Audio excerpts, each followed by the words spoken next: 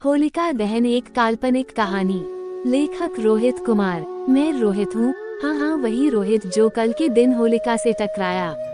मुझे पता है आप लोग यकीन नहीं करने वाले हो, मैं सही बता रहा हूँ।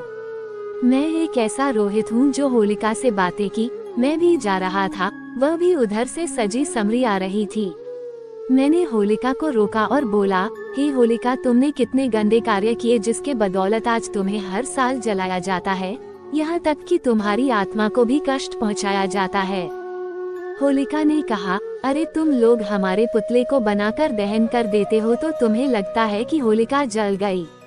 वो एक ऐसा वक्त था जब सच में मैं जली थी, लेकिन आज के दिन आप लोग मन से हमें नहीं जला सकते, सिर्फ तन से जला रहे हो। तो इसलिए मैं देखने जा रही हूँ कि आज कितने ऐसे पापी इंसान हैं जो हमारे पुतले को जलता हुआ देखकर खुशियाँ मनाएंगे। तभी मैंने रोकते हुए कहा, ऐसी बातें करने की आपकी जरूरत कैसे हुई? आपको शर्म आनी चाहिए ऐसी बातें करते वक्त। लेकिन होलिका नहीं रुकी, उसने आगे कहा, अरे मैं तो अपनी उस गलती के कारण जली जिसमें मैं खुद अपने भतीजे को जलाना चाहती थी, लेकिन तुम लोग क्या करते हो? एक कलयुगी इंसान हो, तुम लोग तो अपनी उन मासूम बेटियों को भी दहेज के आग में झोंक देते हो, जला डालते हो जिनका कोई कसूर ही नहीं होता। तभी मैंने कहा, ए होलिका, क्या मैं झूठ बोलता हूँ या सारी दुनिया झूठी है? आपने खुद ब्रह्मा जी से वरदान प्राप्त किया था कि जो चुनर आप ओढ़ती हो वो कभी आग में नहीं जल सकती। फिर अचानक हमारे प्रभु विष्णु ने ऐसा चमत्कार दिखाया जिसके कारण आप जल गई और हमारा भक्त प्रहलाद वापस आ गया। तभी होलिका ने गुस्से में तमतमाते हुए कहा, तुम पागल हो, तुम्हें अभी इसकी पहचान नहीं है। मैं सच कहती हूँ, पता नहीं कितनी होलिकाएं इस कलयुग में तैयार हो चुकी हैं। मैं कभी नहीं मर सकती, ना कभी जल सकती हूँ, क्योंकि मेरा अस्तित्व अब बहुत आगे तक जाएगा और ऐसी कलयुग में लाखों होलिकाएं पैदा होंगी जो बिना किसी कसूर के ही अपनी बहुओं को दहेज में जलाएंगी। सोचो, जब कलयुग में इतनी सारी होलिकाएं हो गई तो मैं कैसे जल सकती हूँ या कैसे मर सकती हूँ? क्योंकि अब हमने इन सभी होलिकाओं को एक नया वरदान दिया है। जानना चाहते हो तुम तो सुनो। मैंने इनको यह वरदान दिया है कि तुम लालच की चुनरी उड़कर अपनी बहुओं को जलाने में सक्षम होगी। मेरी चुनरी उड़ गई परंतु उनकी चुनरी मैं ना उड़ने दूंगी। जब जब कोई भी सांस अपनी बहू को दहेज में जिंदा जलाएगी तब तब वहाँ मेरा अवतार होगा और मैं देख देख कर खूब हंसूंगी। तभी मैं झेपते हुए बोला, हे होलिका, तुम ऐसा कभी नहीं कर सकती।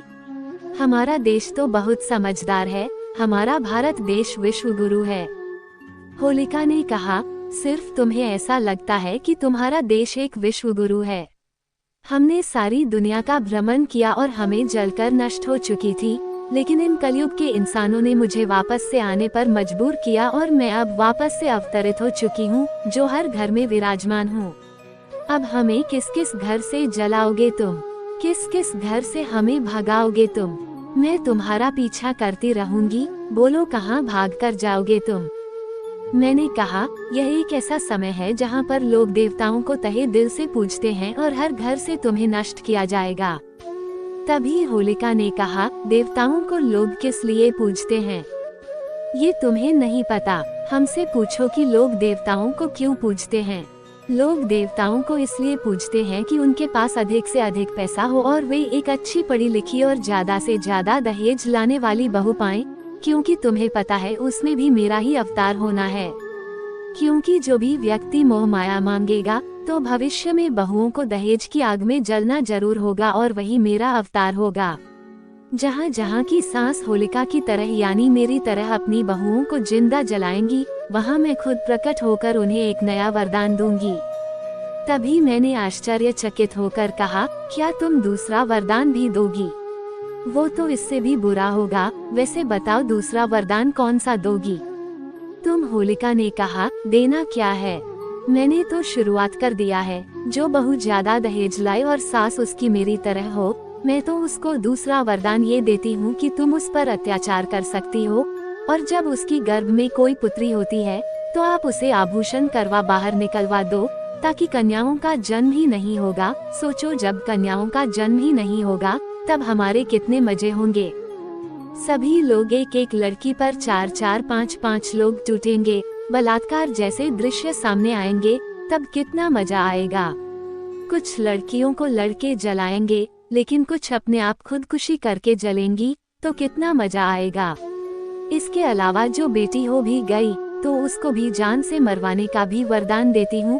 इसके अलावा यही नहीं, मैं ऐसे करोड़ों वरदान देती हूँ जिसके बल पर आज मेरी शक्तियाँ बढ़ती ही जा रही है। एक समय आएगा मैं इस पूरे संसार को जिंदा जलाऊंगी। अभी तुम लोग हमको जलते हुए देखकर खूब हंसते हो, खुशियाँ मनाते हो, भांति भांति के व्यंजन बनाते हो, लेकिन तब क्या होगा जब तुम सब इस होलिका के गोद में बैठकर जिंदा जलोगे और फिर मैं खुशियाँ मनाऊंगी।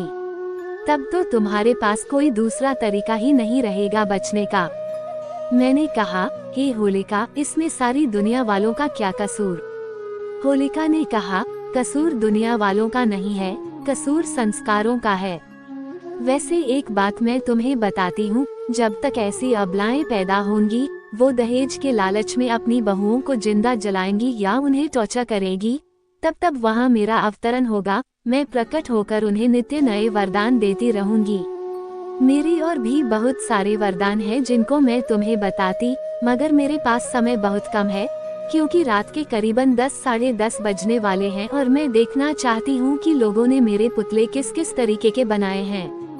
मैंने कहा, हे होलिका, अभी तो तुम यहाँ घूम रही हो, लेकिन तुम दुनिया के सारे पुतले कैसे देख पाओगी?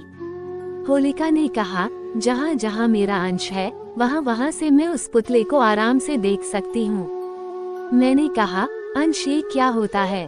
तभी होलिका ने कहा, ऐसे अंश जो अपनी उन पत्नियों का साथ देते हैं जो मेरे समान हैं, वो मेरे ही अंश और मेरे ही पुत्र हैं। मैं उन्हें इससे भी अच्छे अच्छे वरदान दूंगी। तुम अपनी पत्नी के साथ रहो, परंतु दूसरी पत्नी के साथ भी संबंध रखो।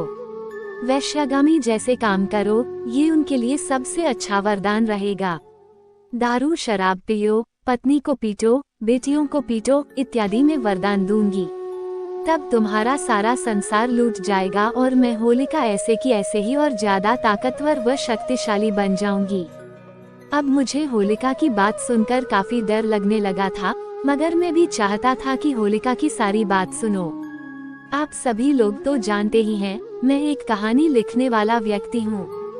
मैंने सोचा क्या पता कल को ये कहानी निकले और इससे समाज को प्रेरणा मिले। तभी मैंने कुछ सोचते हुए कहा, ऐसे तो होलिका चली जाएगी, मुझे इसको रोकना होगा। तभी मैंने कहा, ऐसा कभी नहीं होगा, मैं आपके उन पुत्रों का भी सर्वनाश कर दूंगा जो आपकी शक्तियों को आगे बढ़ाएंगे।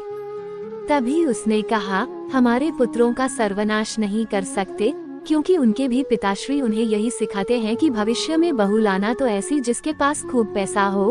हम बाप बेटे दोनों मिलकर शराब पिए, मिलकर जुआ खेले। पुरुषों के पास तो मेरे लाखों वरदान तैयार हैं, और वे पुरुष जो बहुत ही ज्यादा लालची हैं, वो हमारे पुत्र हैं। कुछ पुत्रों में तो प्रवृत्ति ही ऐसी होती है जो बचपन से ही मेरे दास बनकर रहते हैं, और मैं जब चाहती हूँ तब उन्हें नष्ट कर देती हूँ। जो पुत्र मेरी बात नहीं मानता है, मैं पूरी कोशिश करती हूँ कि उसे अपनी बात मनवाऊँ या फिर उसे लालच दूं, नई नई माया मोह की चीजें दूं, और अंत में वो मेरा हो ही जाता है और मैं खूब खुश हो जाती हूँ, क्योंकि मेरी शक्ति अब और भी विशाल हो जाती है।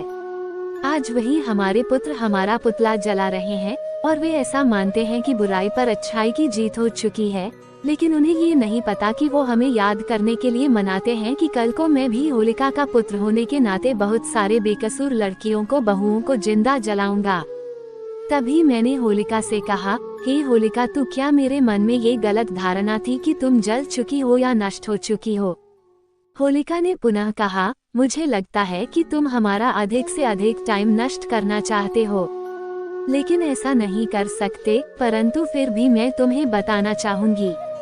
तुमने सही सोचा था, पहले होलिका नष्ट हो चुकी थी, यानी मैं नष्ट हो चुकी थी। मेरी आत्मा पाप करने के लिए तड़प रही थी, लेकिन तभी सतयुग से द्वापर आया, द्वापर से त्रेता आया, त्रेता से फिर कलयुग आ गया, और फिर मैं पुनः इतने युगों युगों से तपस्या करने के बाद फिर वापस इस धरती लोक पर आई, और जहाँ पर मेरे रहने के खाने के हर तरीके के इंतजाम पहले से ही किए जा चुके थे, तो अब मैं पुनः जिंदा हो गई हूँ और मुझे ऐसा लगता है कि अब कभी मुक्ति नहीं मिलेगी, इसलिए मैं सारे संसार को ही जिंदा जला डालूंगी। तभी मैंने होलिका से एक और प्रश्न पूछते हुए कहा, हे होलिका, क्या तुम चाहती हो कि तुम मुक्त हो जाओ? क्या तुम चाहती हो कि सारी दुनिया सुख से रहे? तभी होलिका ने कहा, मुझे अपनी गलती का एहसास हो चुका था और मैं चाहती थी कि सारी दुनिया सुख में जीवन व्यतीत करे और मुझे भी किसी तरीके से मुक्ति मिल जाए। वैसे तो भगवान विष्णु ने स्वयं मुझे मुक्ति देने की बात कही थी और यह बोला था कि जब कलयुग में भी लोग किसी भी प्रकार का पाप या अत्याचार नहीं करेंगे तो पुनः सतयुग आने पर मैं तुम्हें मुक्त कर दूंगा। 3 युग बीत चुके थे, लेकिन इस तीसरे युग में ही मुझे इन लोगों ने वापस बुलाया। मैं बहुत क्रोधित हूँ और धीरे धीरे कर सारी दुनिया को ही मैं खुद में समेट लूंगी। फिर पूरी धरती पर सिर्फ होलिका की पूजा होगी। वही लोग जिंदा रहने पाएंगे, वही लोग नए दिन देखने को पाएंगे जो लोग होलिका की यानी मेरी पूजा करेंगे।